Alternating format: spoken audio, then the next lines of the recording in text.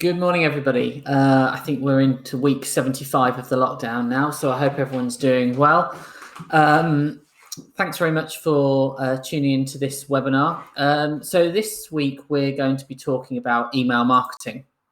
And the reason I chose email marketing is because it's actually one of the most underutilized marketing platforms at the moment, and one which is proving to be the most profitable. So often when I talk about email marketing, people are worried, A, that we're going to be talking about spamming people, or B, that they're reticent to do stuff because they feel that people, clients and candidates are just going to feel overwhelmed and they're spamming. So they're naturally cautious and stay away from it. But actually what we found is far from it. Actually, I know a lot of people complained about GDPR, but actually GDPR is a friend to us when it comes to e-marketing. And so this graph shows you a little bit about it. So the blue line is open rates and the red line is response rates. And then the green vertical line is when GDPR came in. So what we actually found that after it settled down after GDPR came in, that those people who are doing e-marketing are seeing significantly higher open rates than they were previously, and as a consequence, response rates. And those response rates then feed into business that's won. So during this period of uncertainty, e-marketing is a real big area that I think we should be using. And, people are confused. People are still worried about GDPR. And so, I'm not here to do a GDPR webinar. And so I'm going to very, very briefly go over this because I think we're all sick to death of GDPR. But essentially, there is nothing to stop you e-shotting a client. At the moment, if you are e-shotting a client for a work-related email address, there is nothing to stop you unless, of course, they have unsubscribed, in which case you need to remove them. Candidates obviously are slightly different, and what you need to do is make sure that you've got their proper consent. Now, there's loads of information out there. I can send you links if people want some links around GDPR. As I say, it's not a problem for me to do that, but just be mindful of GDPR when it comes to candidates. But you can get the right processes in place so that people can still receive your e-marketing. Obviously, last week I spoke a lot about social media and the websites. But it is true that although you absolutely should be doing social media, if you're not careful, a lot of your messaging is just getting drowned out because there is so much going on online. So what email marketing actually allows you to do is have that one-on-one time with the reader, even if it's just for a split second, that you might not otherwise get. And that one-on-one time is so powerful. And when we rank it in terms of how powerful it sits just below personal email and telephone call. And so that's why we encourage all our clients to use email marketing. Now, email marketing, you've got to be careful. We've used this slide last time as well, but what you don't want to do is you don't want to come across as a cheap car salesman. And that can happen with email marketing if you don't structure it properly, which I'll go into shortly. But also during these times, we're seeing a lot of communications going out that are a bit like this, a bit saying, please, sir, can I have some more? Give us your jobs, give us your jobs, give us your jobs. The reality is a lot of clients don't have jobs to give. They don't want to be constantly bombarded with consultants saying, give us your jobs. So, messaging is absolutely key during this period of time. But if you get that right, then you can and will make returns. And eventually what you'll start doing is building up that real goodwill in your brand. And once you've built up that goodwill in your brand, that then means that come the good times, you're able to then to push on quite quickly. here's what we suggest. And again, these slides can go around afterwards. So, these are the steps we would suggest in terms of creating a mailer. Know why you're mailing, meet your customers' expectations, send to a segmented list, make the best possible offer, personalize the message, write killer copy, and design a good email. And we're going to discuss all those in a little bit more detail. But the first thing I want to touch upon is email software. So if you're going to be doing email shotting, I highly recommend that you invest money in an email marketing platform. The most common one is MailChimp, and people can MailChimp. And if I use MailChimp throughout this, it's just because it's synonymous with email platforms, but it's not the one we would recommend. But again, if you're using that, that's absolutely fantastic. We recommend, just so you're aware, and there's nothing in it for me to recommend it, but a product called Email Blaster. They're based just down the road from me, actually, in Silverstone. They're UK-based small team. They'll help you, and actually their prices are some of the best out there. So you can send a lot of email marketing cheaply. But the reasons why we suggest this are a number of reasons. Firstly, if you're sending email marketing through Outlook, stop straight away. And the reason I say that is because your servers can get penalized. And your email servers, if they get penalized, what that then means is that the deliverability of your normal standard emails is compromised. So what we've seen in the past from people who've done this, I hasten to add, not clients of ours, is that you send out your e-shots, your server gets marked as spam, and then when you're sending a CV to a client urgently, where reaction times are needed fast, it's not getting through the spam walls because your server's been marked as spam. And so what we would say is, under no circumstances use Outlook for email marketing purposes. Even if you're going to do it in blocks of 5 or these things that people say to me, absolutely don't. You're better off doing no email marketing than doing it that way. There is also kind of e-shotting through the CRMs, and different CRMs have different capacities to do this.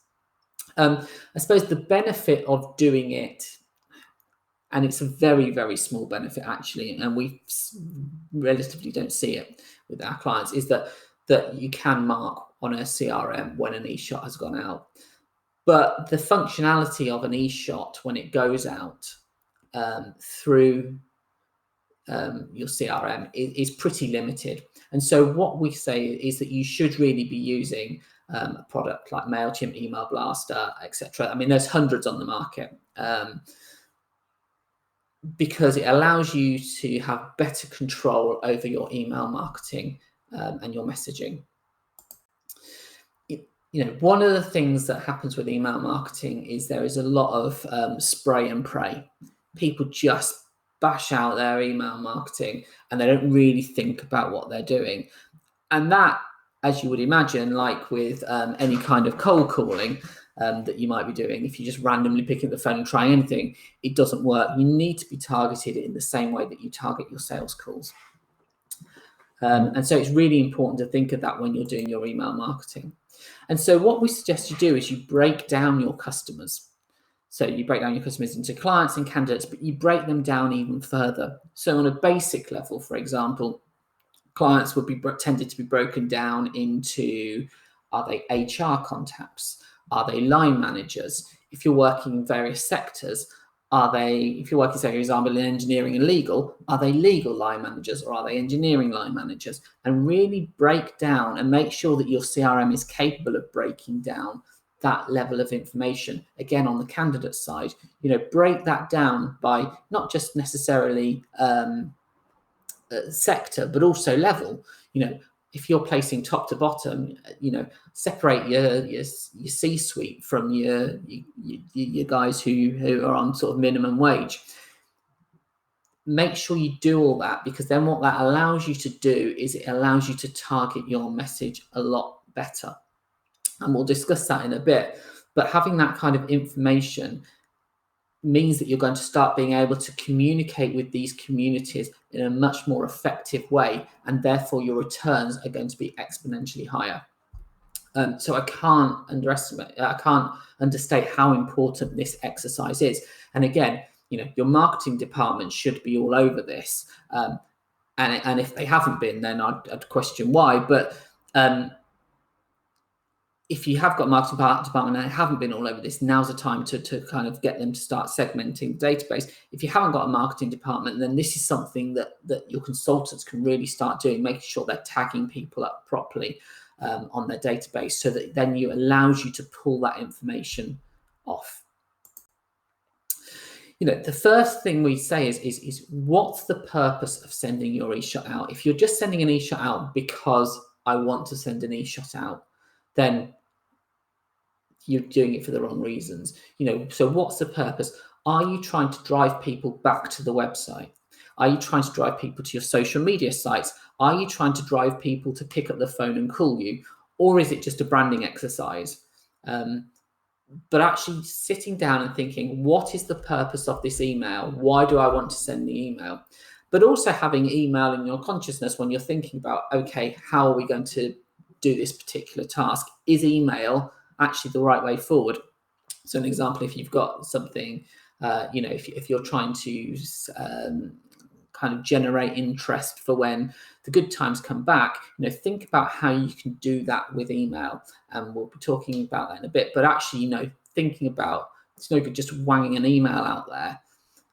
There's so many, we call it wanging in the office because there's so much of it where people just wang an email out, and the responses are never great. So actually think about what the purpose of your email is. Sounds obvious, but a lot of people, this is where they fail. If you're pushing people back to your website, and we spoke about websites last week, what we would strongly recommend is that you send them back to what's called a landing page. So in an ideal world, you would create these as you were sending out your marketing campaigns. But actually, if you're a small business or you've furloughed your marketing team, or for whatever reason, you might not have that option. But what you don't want to be doing is necessarily sending people straight to your homepage. And the reason we say that is because when you come to your homepage, often it then requires that person to make some kind of decision and go on some kind of journey through your website.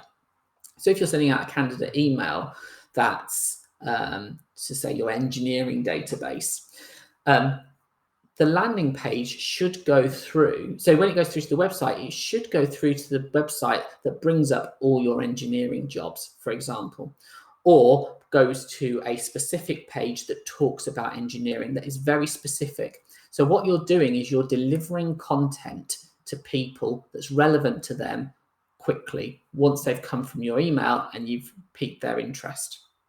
And this is why it's important that you can segment your database, because then when you're sending out to certain audiences, you can send them to landing pages that are relevant for them. Again, if you've written specific blogs, send them to those specific blogs, because what you find is that if people come into your website and they're delivered content that looks relevant to them, they stay on your website longer and then they complete an action. And actually people are staying on the sites longer. And if people are staying on the sites longer, they're engaging with your brand. And if they're engaging with your brand when things come through at the end, which are better, better times come through, you're in a prime position to capitalize on that. So that's a really important aspect to do that. And again, you can also speak to your web providers, because a lot of them provide this as a service if that's of interest to you. But landing pages are hugely important, and learn how to create those on the back end of your website. We talk a lot about personalization of emails, and this is really important, because if you personalize an email, it has about 50% better response rate. And by personalize, we don't just mean saying, dear such and such. Personalization is around delivering content that's relevant to that person as well. So yes, you would have Dear Robert. You could even have my company name in there. and again, pull those things through.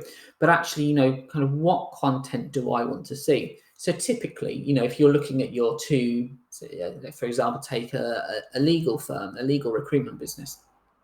If you were to break down your clients just even into two segments, you would personalize the content to the HR segment, to the HR community, very differently to what you would the lawyers. The lawyers are going to be looking for totally different content. So actually personalize that content to what's of interest, what the key drivers for those people. For example, HR, we know what they're looking for are efficiencies. We know that they're looking about compliance. We know that they're looking to make sure that their supply chain is managing equality and diversity, inclusion properly, those kind of things.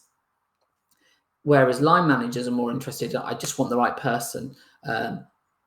What access do you have to those people? What can you do for my people? How can you support me? So two very different messages. You tailor your approach when you're on the telephone to those people. So you need to start tailoring your approach to them through email. So I say personalization isn't just about saying, "Dear Robert," although it is really important that you can have that personalization. So when you're collecting data, and this is a real top tip as well, that's really important, that when you are collecting data, make sure that you're putting data in how you'd want it to appear on an email.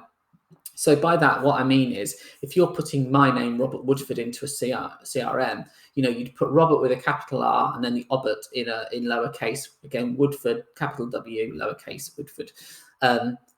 You wouldn't put all my name in the first name bit or all my name in the surname bit. You wouldn't put me all in capital letters. You wouldn't put me all in lowercase. That's really important, because what you see is, if you're taking a big data set, and I had this with a client a few weeks ago, we took a data set of about 3,000, and when we were scrolling through it, we could see that people had put things in there that didn't look right. So when it comes through and it's spelled Robert all in lowercase, it just doesn't look good and affects your brand. And something that I saw very early on in my career, just use the name sections for people's names, because if you write "the receptionist is a bag" in somebody's name, and you send out an e-shot that says "Dear, the receptionist is a bag," which did happen in a business I was in when I first started my career, you create a lot of problems for yourself. So some of the things that you can do in terms of content, let's move my face out of the way. Things like provide tips. So you kind of your top 10s, what we're seeing a lot of now are your top tips for managing remote teams, or top tips for working from home, those kind of things. But actually, top tips of anything are good.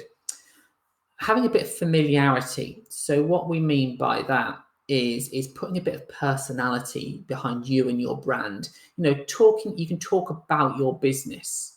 Talk about things that you're doing. And I don't mean sending your COVID-19 business continuity plan, because that is as dull as ditch water. But actually, you can talk about some of the things you're doing, sharing. I've seen great e-shots going out around people sharing their kind of work from home stations, and I know that's been done a lot now. So I wouldn't suggest doing that, but trying to get ahead of the curve and doing those kind of things. Again, competitions and giveaways and those kind of things. I don't mean you're going to start offering 2 weeks to Barbados if you respond, but are there things that you can do? So we have one client who sends out, for example, a weekly, we call it the weekly riddle. And basically what that is a competition that goes out every single Friday. And they get to take part in a competition. People email in the answer, and there's a bottle of champagne given or something like that. Again, offers. I don't mean giving out crass offers, but actually, if you are doing something different and offering support at the moment in a very different way to how you probably have previously, then again, put those offers out. People respond to those kind of things. The biggest one is, again, value add. So where can you add value? And some of this goes back to providing tips, but actually, There's all types of different types of value add. So, for example, some of our clients send out a regular newsletter, which is a roundup of weekly news from different sectors, which is provided, that's seen as a value add. Others provide kind of industry updates. There's loads of different things that you can offer that kind of sit in that value add. And again, if you've created white papers or salary surveys or those kind of things, again, e-shotting those out with the value adds. Or even if you haven't provided a salary survey, you could provide a salary snapshot. What's happening to salaries at the moment, pop that on an email. That would be seen as value add. Guides, again, guides work great. So, and that can go back to top tips, but, how to remote interview someone, those types of things at the moment are really popular. And then sharing your experiences as well. You can send out testimonials, again, making sure you're not bigging yourself up too much, but sharing those kind of experiences or sharing a case study, that kind of thing is often useful. And then fun. Things that are fun are great. People at the moment are crying out for a bit of fun. So we had one client, and again, it has to be the right sector. So I'm not saying that this would be right if you were placing executives into financial services, but they have started a TikTok channel. So they've sent their top TikTok videos out to clients, and clients have absolutely lapped that up because, again, it's just a bit of fun. But always, with all of these things, there is a purpose to what people are doing. So they're pushing people to the website, they're pushing people to social media sites, etc. And again, that's why it's really important. In terms of design, make sure it's clean, clear, unfussy, uncomplicated, simple images. Don't try and be Van Gogh. You're not, or Picasso. You're not. Just something that's very simple, on brand, easily digestible when you read it. Again, check how it performs on mobile site. A lot of all the email programs will allow you to preview what your e-shot will look like on the desktop and on tablet and on mobile phone. So make sure it looks good on mobile phone, because a lot of people will still be using their mobiles to look at these things. Check that any links that you've put in work. There is nothing more frustrating for people than links not working or the wrong place. And then don't, sorry, Alex, yeah, I do record it, and I will send the link over to it at the end. So yes, don't hide your unsubscribe. A lot of people think that by hiding the unsubscribe, they're going to have people not unsubscribe. It doesn't work. People find that frustrating and will turn off from your brand. And then finally, proofread. That is really important.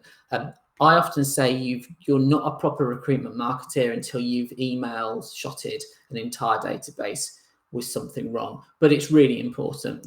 I've had somebody in my team before send out 6,000 emails saying "Dear Hannah" to every single person. Somebody else wrote an email and at the end put "kind retards." So those kind of things, if you've not proofread them, can be a problem. And once you've sent an email out to 25,000 people, that ain't coming back. So you need to make sure that that's done. So before you press the big red button, you need to think, are you sending it at the most optimal time? Previously, the best time for sending emails was about 8:15 on a Tuesday morning. But actually, times are changing now, and we're noticing that deliverability and readability and responses have really changed since people have been working from home. So you've got a new norm when it comes to sending e-shots. So work out when the best time is for you and your business, and it often depends between different sectors as well as the levels you're working at, etc. So that's really important. But then, before you press send, really think, go through the checklist. Have you done all those things? Is there a purpose to your email? Is it clear? Does everything work? Do you know what you're looking to achieve? And are you sending it at the most optimal time? And then the great thing about I apologise for the quality of this image, by the way. The best thing about using the eShot systems is you get an analytics portal. So you not only get to see who's unsubscribed, and actually this is a benefit I should have mentioned before from using these portals. If somebody unsubscribes from your email marketing, what they're saying is we want to unsubscribe from email marketing. They're not necessarily saying we want to unsubscribe from your database. So whilst they won't still receive your email marketing, what they will be able to still receive are things through your database. Whereas if you send things, say like job alerts and if it's a client, sending CVs, if you send out through your database or through Outlook, and people just unsubscribe, you have to unsubscribe them from everything. So this is just another way of getting around the unsubscribes as well. Although the GDPR aficionados will probably tell me off, that's certainly how we're doing it. But yeah, so analytics, you can check who's opened it, who's unsubscribed, who's clicked. What that allows you to do then is make a number of decisions. So if people haven't opened it, what you can then do is you can pull the list of those who haven't opened it and then resend it to those people again. So what happens is that you're increasing the opportunity that they will see that email. But also what we do with all our clients is provide a breakdown of who's read the emails, who's clicked, what they've clicked, etc. Give that to the client. The client is then able to use that as a sales tool, especially when this is on the client side, because they've got people who are engaged in the shot. They can pick the phone up to them. It's a bit creepy saying, I saw you looked at my email, but you know that they have. And so it gives you an in with those clients. What we see, those sales calls when people go in are really much more successful. So again, that kind of can help you on your call list.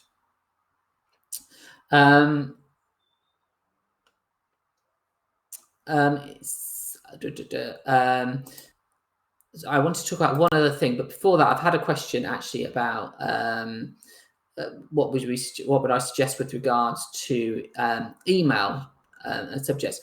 So again, that's really important. It's about being creative without being stupid. So if it looks really bland, then people just won't open it. What really does infuriate people are those emails that you get where it looks like, where it says RE, so it looks like they're responding to you.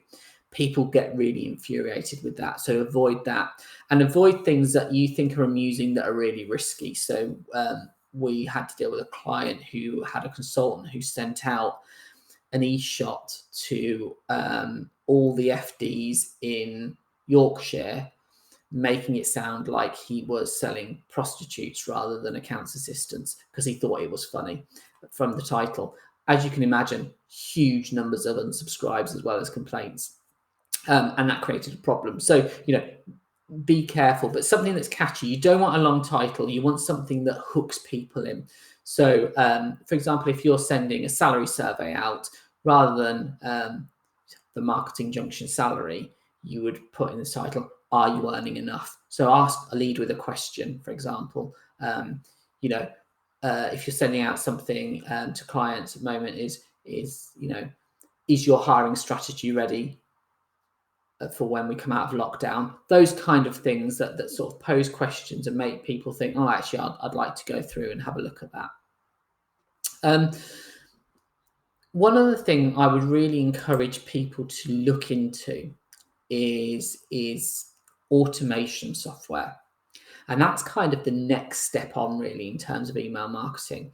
And this, we've got a lot of clients doing this, and it is hugely successful. It can save you a ton of time, save you a lot of money, because potentially there's an internal resource that's no longer required.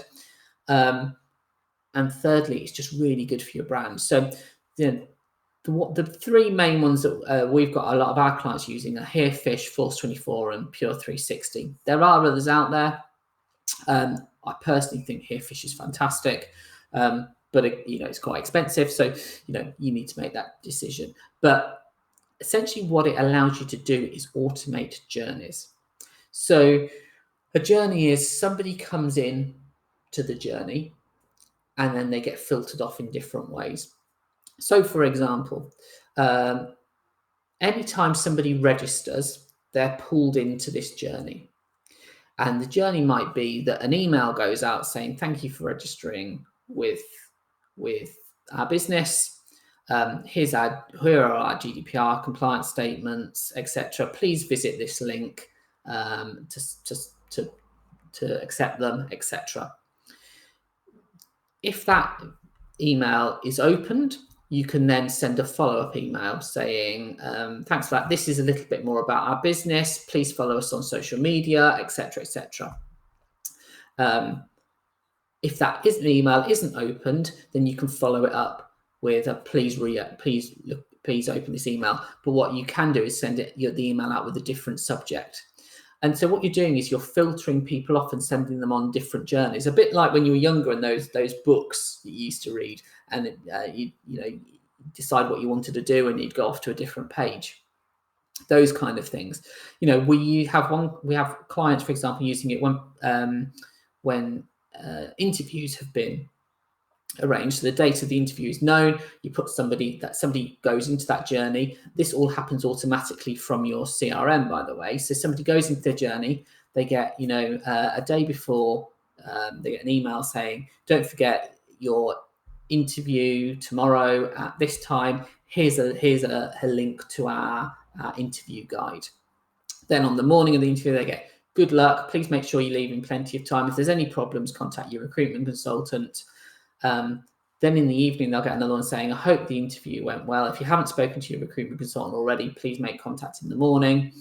And those kinds of journeys. So what you're doing is you're automating response. So you're automating the candidate care side of your business, but you can also do it on client side as well. So the user experience is much better. It's slicker. You're not relying on consultants to send these things out, which they tend not to do. But also what you're doing is controlling everything that does go out because it has good branding on it. So what I would suggest people do, and some people are there and some people aren't, is to really make sure that you investigate this type of stuff. There's some cracking deals at the moment because they're trying to get people through the doors and to start spending money. So if you have got the opportunity, start speaking to these people now, because when the good times do come back, as I keep saying, this is something that can really set you apart and can really elevate your marketing to the next level.